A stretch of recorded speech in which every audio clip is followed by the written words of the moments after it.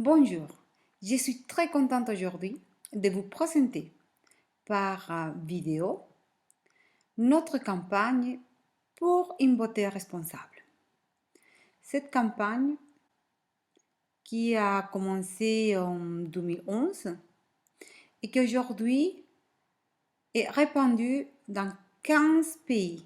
C'est une campagne d'éducation internationale autour du concept d'image, de l'apparence, de la beauté.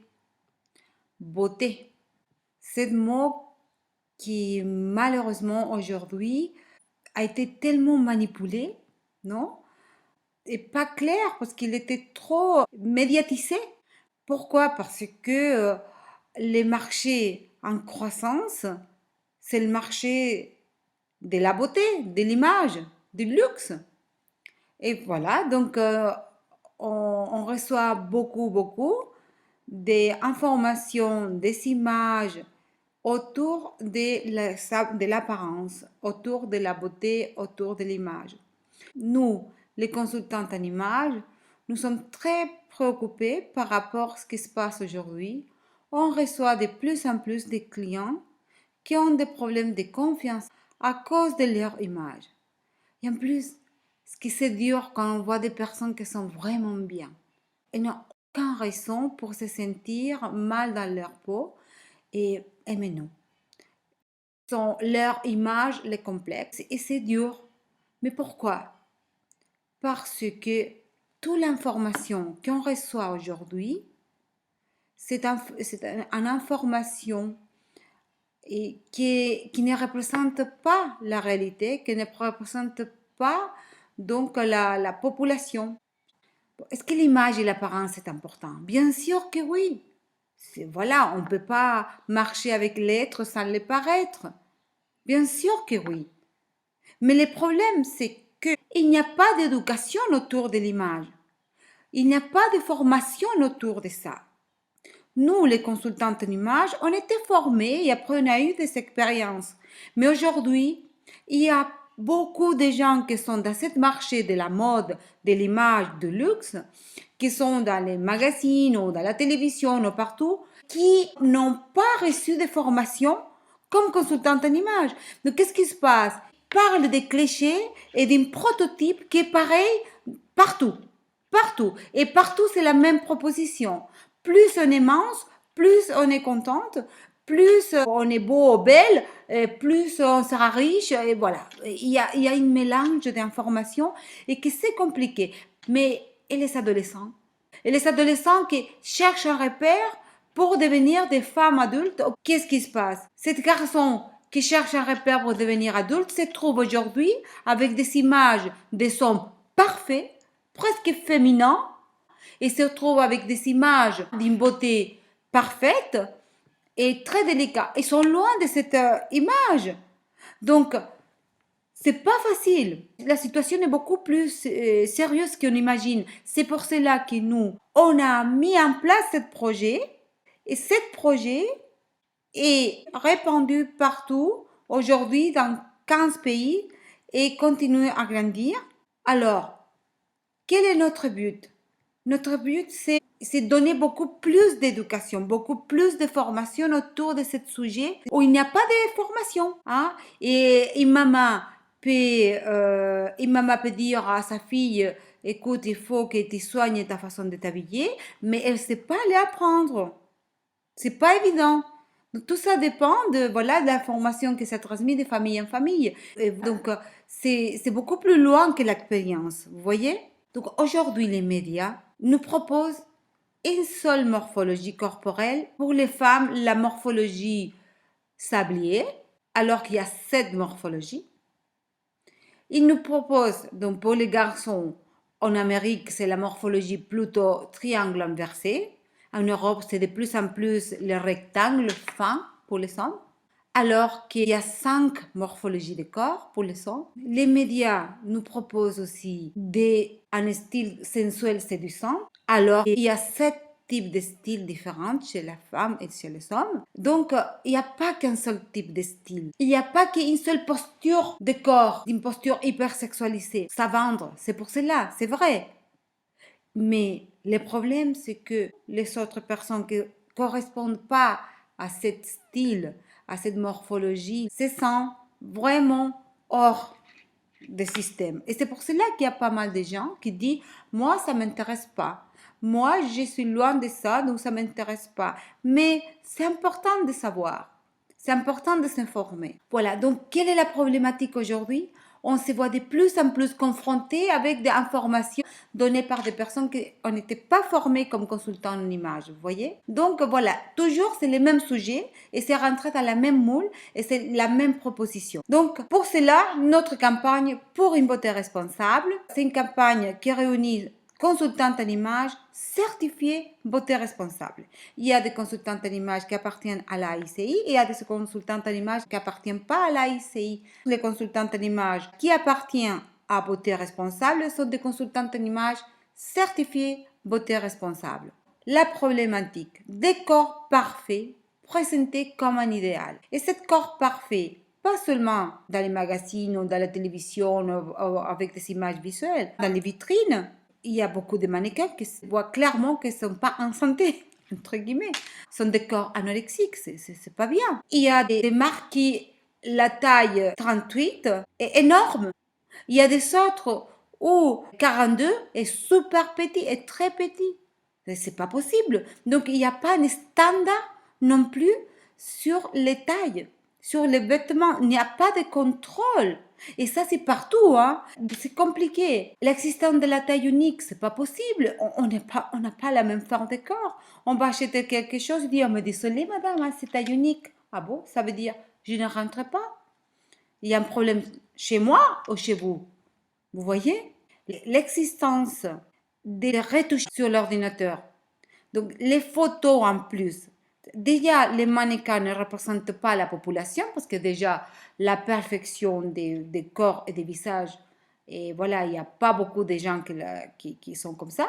Donc, les mannequins qui sont présentés comme proposition d'idéal de beauté sont retouchés. Il ne fait pas bien, ni à nous, les personnes normales et comment, ni aux mannequins, ni les personnes qui sont très très beaux, très belles. Donc, le retouchage, c'est vraiment négatif parce que il nous montre une image d'une personne qui c'est pas vrai. C'est pas une personne, c'est un dessin et retouché. Les problèmes, c'est que les adolescents qui cherchent une image, un prototype pour devenir femme, pour devenir homme, tomber sur des extrêmes. Et voilà le problème quand on tombe sur les extrêmes. Aucun extrême est bon. Les extrêmes ne sont pas bien. Le problème, c'est que quand ça fait mal, il y a des personnes qui cherchent à arriver à cette image, à atteindre cette image, ils peuvent tomber sur des problèmes graves comme l'anorexie par exemple ou la boulimie. Des personnes, des garçons qui peuvent tomber aussi sur l'addiction sportive. Vous voyez, ça s'appelle la bigorexie, qui se voit toujours trop petit et qui font un extrême d'exercice et prennent beaucoup de médicaments et de protéines pour devenir plus musclés. Il y a l'autre extrême aussi, les gens qui disent moi je m'en fous et mangent à fond et voilà, ils s'en foutent de leur corps et leur apparence. Ce sont des extrêmes aussi. Il y a des personnes qui ne sont pas bien dans leur peau et ils peuvent arriver à un extrême de l'utilisation des piercings ou des tatouages. J'ai vu une personne une fois qui s'est tatoué le visage. Donc, quelques chiffres. 45% des filles entre 5 et 12 ans ont déclaré vouloir perdre du poids à cause des photos des magazines. Il y a aujourd'hui aux États-Unis une campagne contre un magazine qui montre des photos donc des teenagers, des adolescents, trop photoshopés et des propositions qui en fait font mal aux filles. 75% des filles se sentent déprimées après avoir regardé un magazine de mode. C'est pas bien. Et nous, dans le cadre des beautés responsables, et nous faisons donc des enquêtes pour les adolescents et savoir quel est leur regard par rapport au poids, par rapport à l'image. Et voilà, on commence cette campagne beauté responsable avec les adolescents, partout. dans les écoles, dans des groupes de rencontres des adolescents, dans des ateliers, parce que ce sont les adolescents qui aujourd'hui souffrent le plus. Entre eux, ils se critiquent beaucoup par rapport à leur image. Entre eux, ne se respectent pas du tout. Même des petites commencent à se moquer de l'autre parce qu'ils ont les oreilles décollées ou parce qu'il est obèse. Donc l'invasion de pression des images de beauté parfaite provoque une frustration au détriment de la sécurité et de l'estime de soi.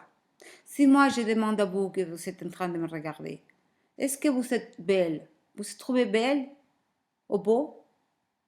Voilà. Votre cerveau va renvoyer tout de suite à la définition de beauté, qui comme je viens de dire était un petit peu polluée, non? Malheureusement pour ce marché qui est le marché de la mode, du luxe. Et tout de suite, donc, on va chercher cette image comme exemple de beauté et vous va dire, ah, mais je suis loin de ça. Oui, mais ça ne représente pas la population et ça, c'est pas réel non plus parce que c'était photoshopé, parce que cette photo a été altérée. Ça ne représente pas la personne. Vous voyez? Donc, notre idéal de beauté est pas réel.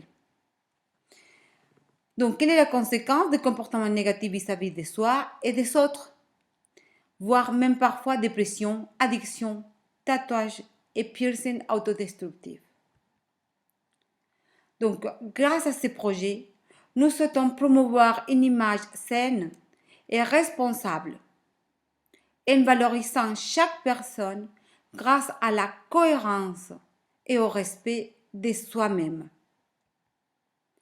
Ce projet a reçu un prix aux États-Unis à Glendale, Arizona, l'année dernière. C'est un projet qui concerne les pays les plus concernés par cette problématique. Donc, il y a des pays où la problématique, c'est l'anorexie.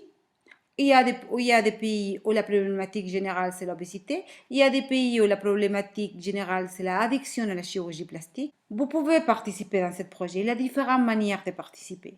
La première, c'est aller sur le site beautéresponsable.org, ORG, et signer la pétition de que vous êtes d'accord qu'il faut plus de régulation sur ce concept d'image parce que ça se fait des gages aujourd'hui sur l'estime de soi, de nos enfants, des adolescents, des adultes. OK?